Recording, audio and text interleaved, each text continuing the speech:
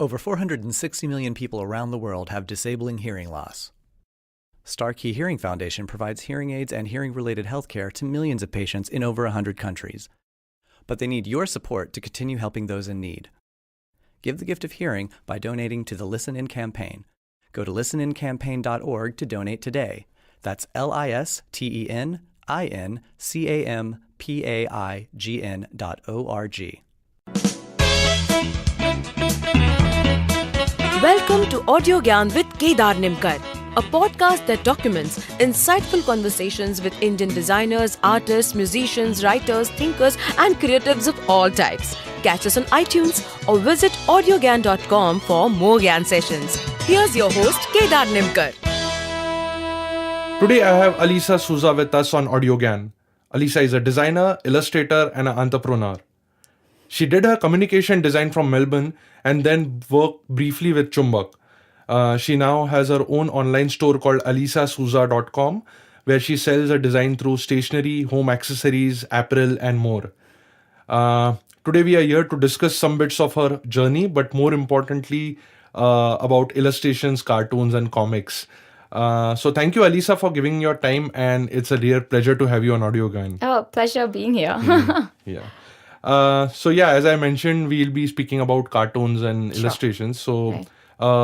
The first thing which I want to ask you, and which will also set the context to this conversation, is what is the significance of cartoons or comics in the world of arts? So I believe cartoons and comics, for that matter, have usually a story to tell. I think it's a form of storytelling, and it's sequential, and it's not abstract in the way that it is. Even though there's a bit for the reader to put their own mind to it and figure out what they're saying, and you can take a message of it, it's not as abstract as, say, a painting that is, a bolt of colors, and, you make sense of it in your own way, and that's it. In that way, I think comics have is a beautiful way of just telling a story. Sometimes it can be lighthearted, sometimes it doesn't have to be, depending again on the story. Correct. It's a beautiful way of doing that, I guess. So there are like different political cartoons and Absolutely. social... Political cartoons, and now, of course, a lot of indie comics, especially in zines, have come up. So even small little things in everyday lives are being told through comics, and and even what I end up doing is I don't do too many sequential ones, but I do a few single panel comic cartoons, and even though it's just a line, it kind of tells you so much about like a character or a personality, especially if it's a repetition of a character, if that makes sense.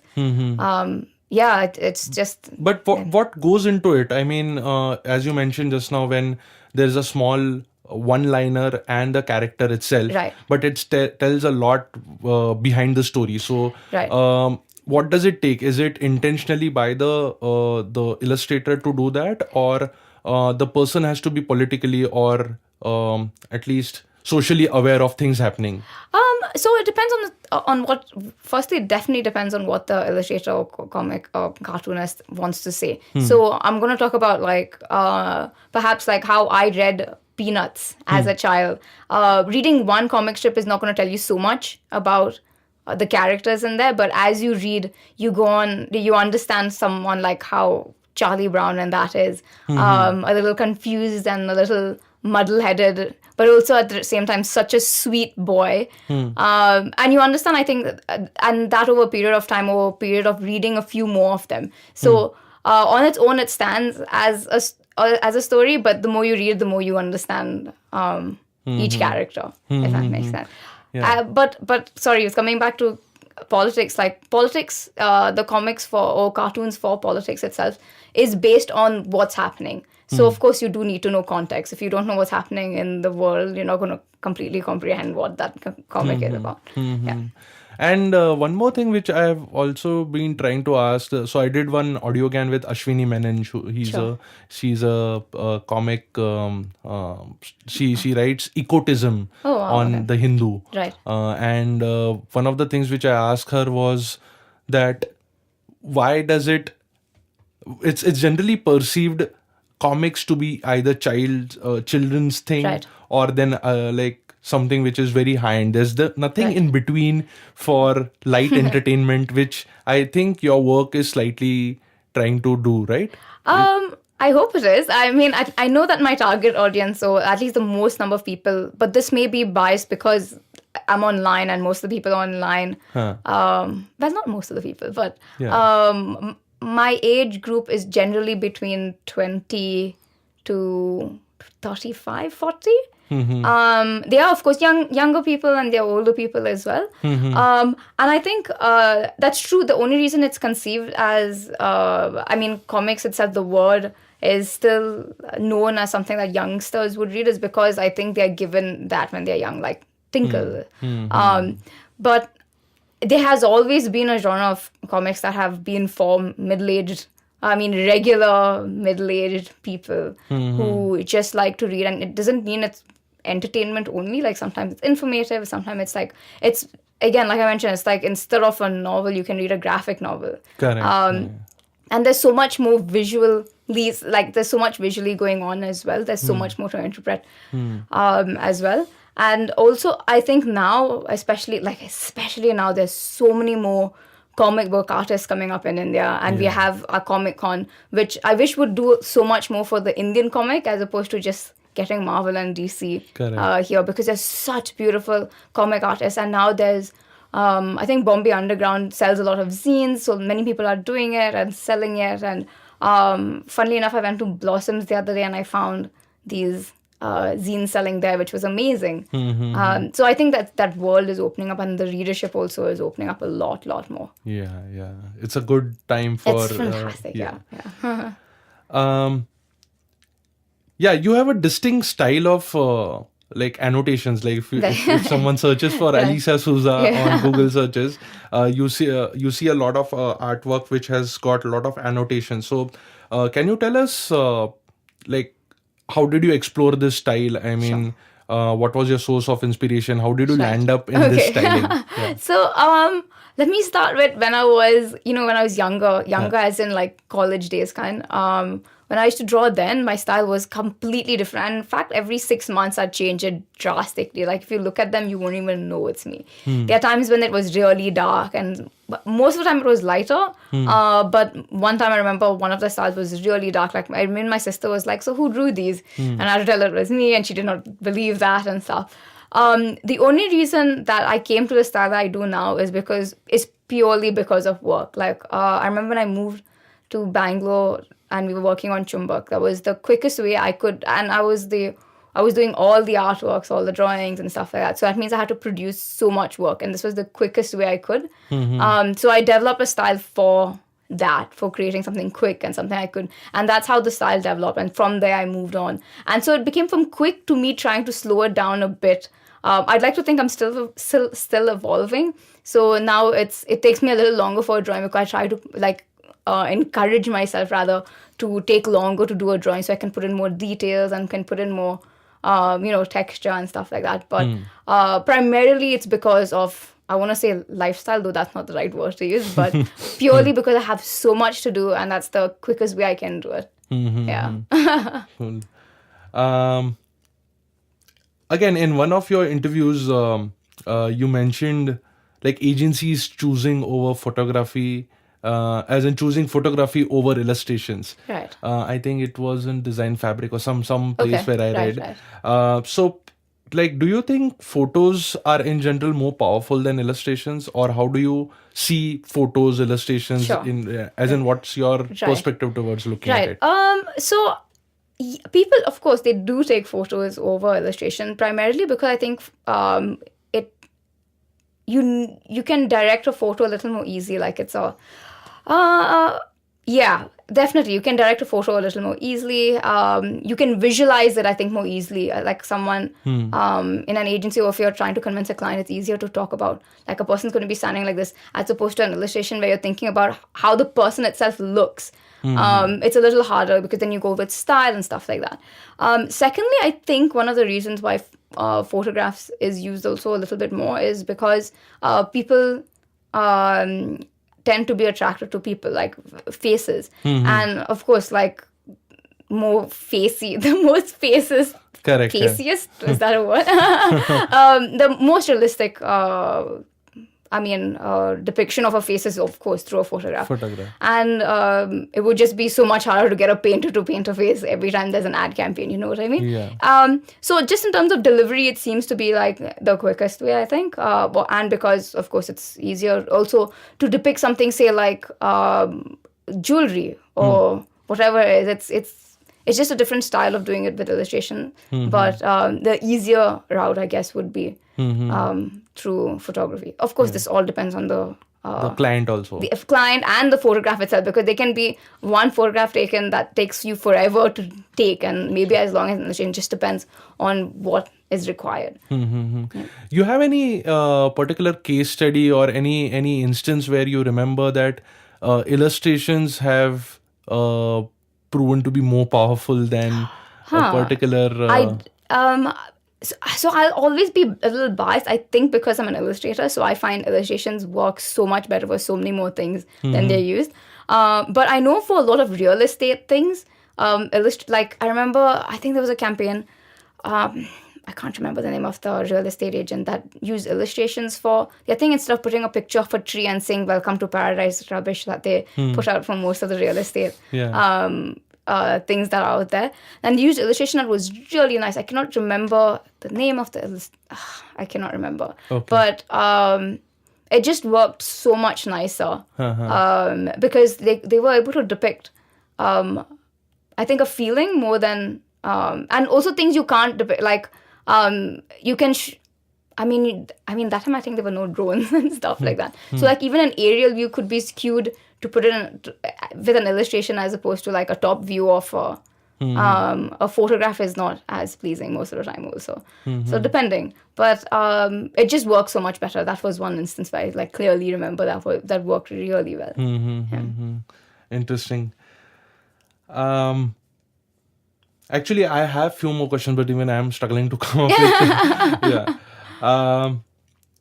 so is there like this one is particularly like my personal curiosity. Sure, okay. Is there like a creator's block similar to a writer's block when you are especially working on a non-commissioned work?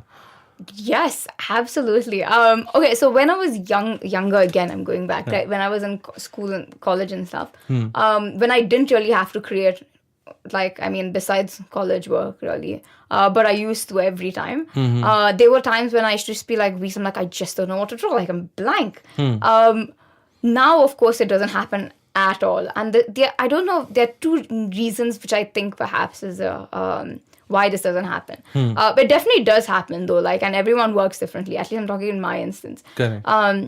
One is because I work all the time. So now I've been freelancing for 6 years, which is a rather long time. And that's a continuation of work and personal work. So there's a lot always to do. So even if I don't have something to think of for my personal thing to draw, I know there's always client work I have to do and like or create because I need to use it for like my company or something like that. So there's always a need. Secondly is how I store ideas. So now, because every time I think of something that I want to do or draw, I tend to write notes about it so then I can refer to it later. So even if I say, like, right now if you give me a paper and I'm like, I don't know what to draw, I have a list of things I can draw out. So that becomes like almost like a reference. Yeah, a reference for you to like things to draw kind of thing. So that way I'm never ever stuck. So even if, but there are, mind you, times when this is not a block, but it's just like everything is rubbish today. Everything I do is rubbish today. Days that always happens. I mean,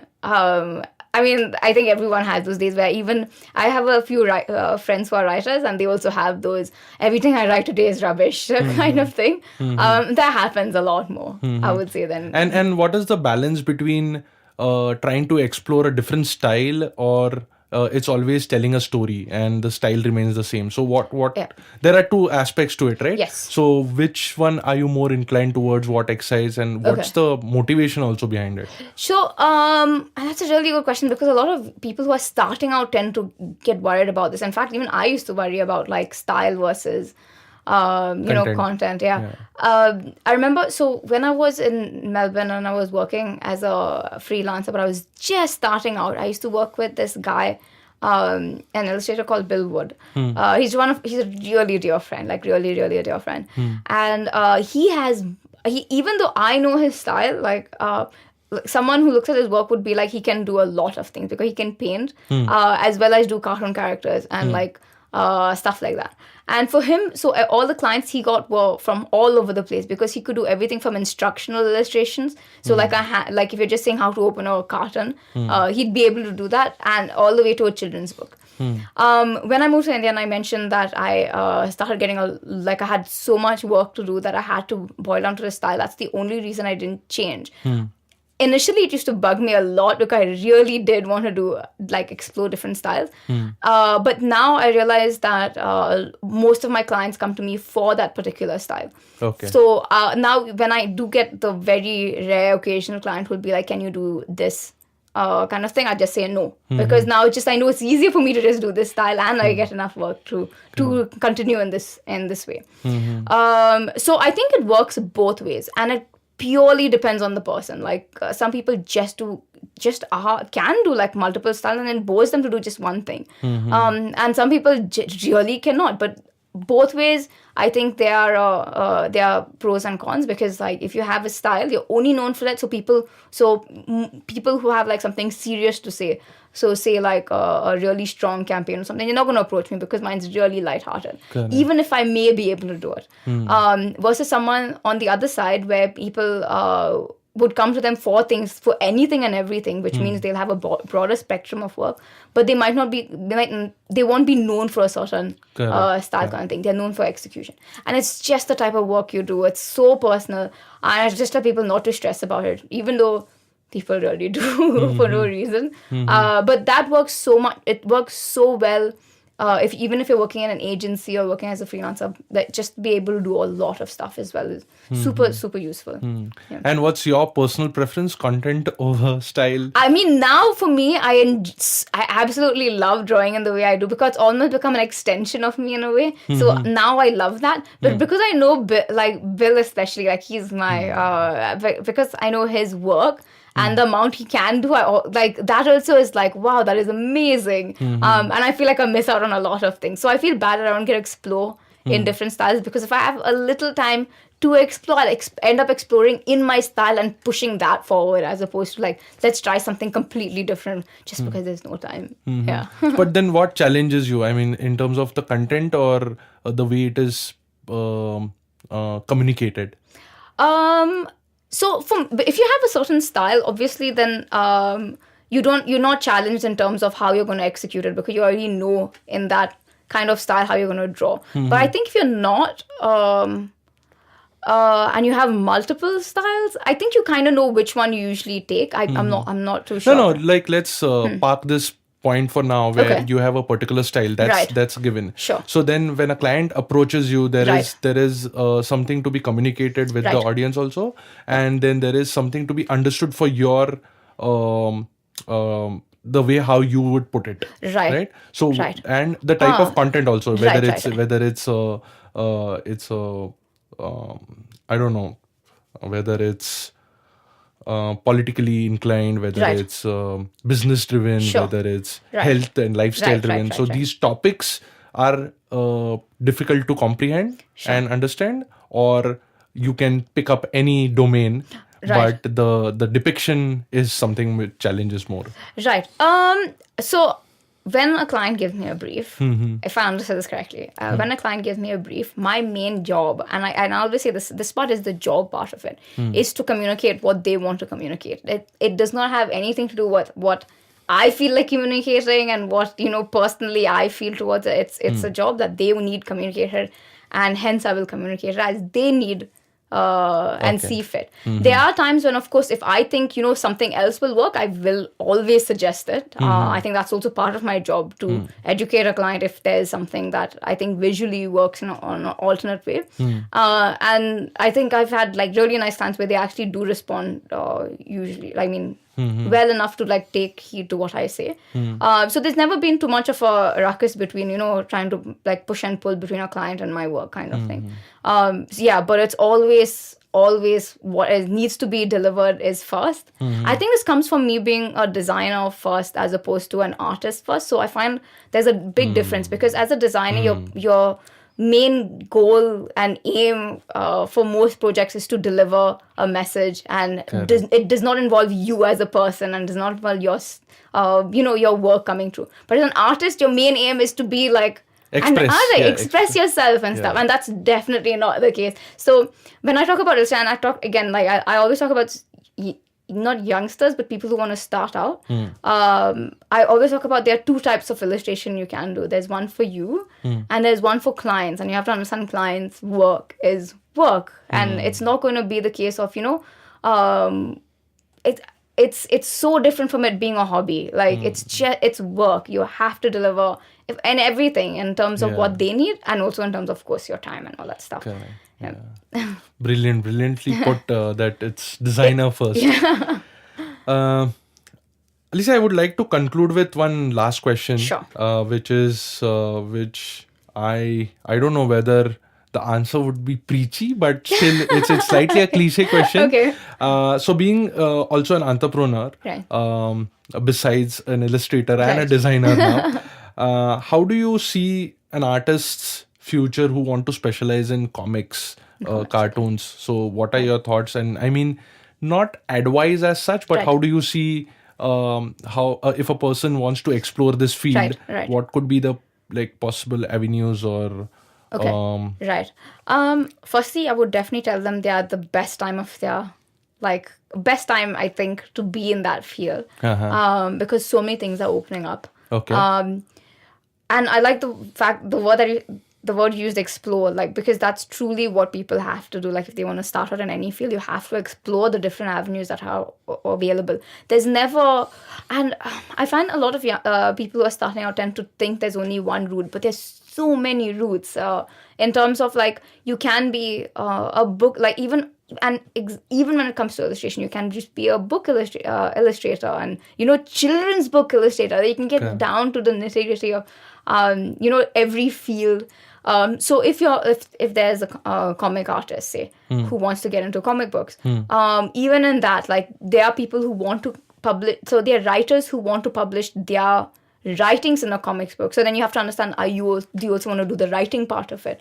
So then you can work with publishers, or whether you want to self-publish, that's another ballgame altogether. So, but, and then maybe exploring all of that and realizing what you do like. But I think the main thing is to explore. And we have avenues like your Comic-Con, and we have independent publishers as well. I think Kukachi is one of the indie, can I call them indie comic book publisher? And so meeting all these people, and also definitely talking to your other fellow comic book artists and stuff just will... The web comics which is coming up. Absolutely. And now because of course the internet is amazing in terms of the amount of wealth of information, and also the fact that you can reach out to people is if one person doesn't, there's so many other people. And I think there's enough space. Everyone always gets worried about there are too many people in the field, but there's never enough people in the field. I mean in any field, the market just opens up the minute the number of people in that field increases. And I think it's just this innate fear of being pushed to the bottom, but it's not. If you are scrounging as much as the other person, you're always in the playing field kind of thing. Cool. All right, I think these were the few questions which I had. Obviously, there are a few more things. Lot of things actually to be discussed, but I think this is a good note to end this. Cool. Thank you so much. It was lovely talking to you. It was a pleasure. Thank you. Thank you. And that's it from today's Gyan session. Catch us on iTunes, Saavn, Stitcher, or any podcasting app you use. Do rate us on iTunes and follow us on Twitter, Facebook, and Instagram. Stay tuned for more Gyan on audiogyan.com. Till then, bye. Over 460 million people around the world have disabling hearing loss. Starkey Hearing Foundation provides hearing aids and hearing-related healthcare to millions of patients in over 100 countries. But they need your support to continue helping those in need. Give the gift of hearing by donating to the Listen In campaign. Go to listenincampaign.org to donate today. That's listenincampaign.org.